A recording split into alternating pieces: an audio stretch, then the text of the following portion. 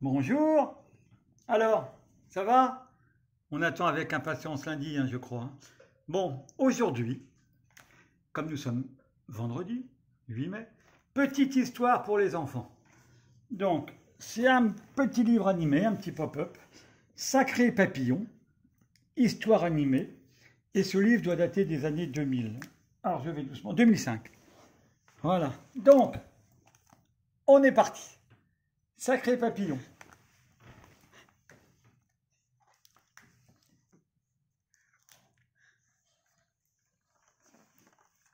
Ce jour-là, Harpagon, le papillon, survolait le pré fleuri quand soudain, il découvrit une chose incroyable.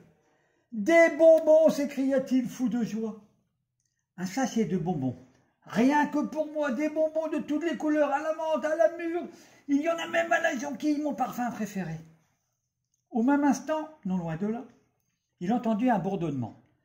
C'était son ami Téflon le bourdon, qui approchait de son vol lent et pesant. Vite, se dit Harpagon, je dois cacher mes bonbons. Sinon, je vais devoir les partager avec le gourmand de Téflon.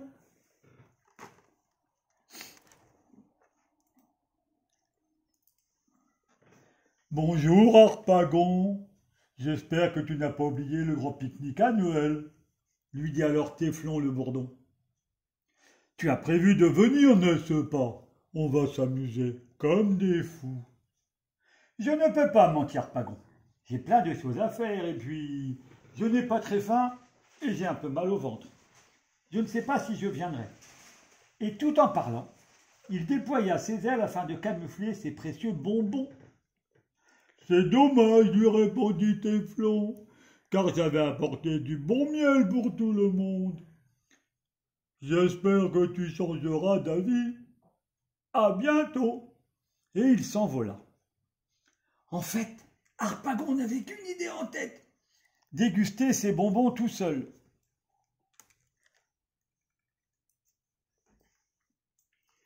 Harpagon s'apprêtait à ouvrir son sachet de bonbons quand, soudain, sautant par-dessus les grandes herbes, Tulle la libellule apparut. Très élégante comme toujours dans son joli corset vert amande. Elle voletait gracieusement et transportait des petits cakes aux fruits encore tout chauds. « Bonjour Harpagon, lui dit-elle. Tu viens? Tu vas être en retard pour le grand pique-nique. Comme l'année dernière, nous mangerons et nous aurons jusqu'au coucher du soleil.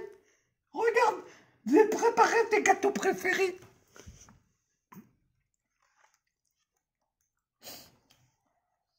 Mais au lieu de suivre son ami la libellule, Harpagon agrippa son sachet de bonbons et s'éloigna en hâte. Est-ce qu'on allait enfin le laisser un peu tranquille? Harpagon allait ouvrir son sac et choisir ce premier bonbon quand Axel la sauterelle sortit d'un bosquet. « Bonjour Harpagon, je me rends au pique-nique » s'écria-t-elle.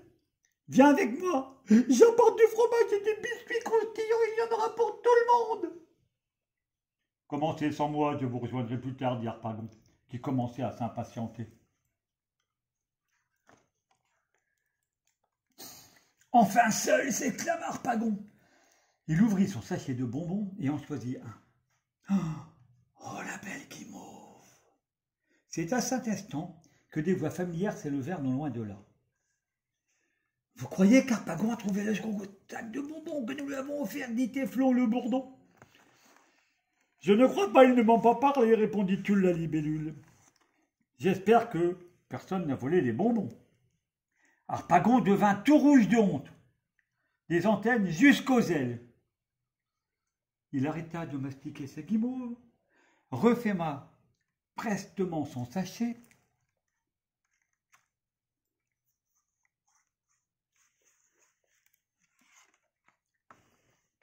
et s'envola vers le lieu du pique-nique. « Me voilà les amis » s'écria-t-il. « Regardez, j'ai trouvé des bonbons, nous allons nous régaler. » Mais ils ne sont rien que pour toi. C'était notre cadeau, répondirent ensemble les animaux. Manger ces bonbons tout seul, je n'y aurais jamais pensé, mentit Harpagon, qui, à partir de ce jour, devient le plus partageur des papillons. Et pas le moins gourmand. Voilà. J'espère que vous avez pris autant de plaisir que moi. Je vous promets, je me suis bien amusé. Bon, allez, à plus. Je vous aime. Faites attention à vous. Gros bisous.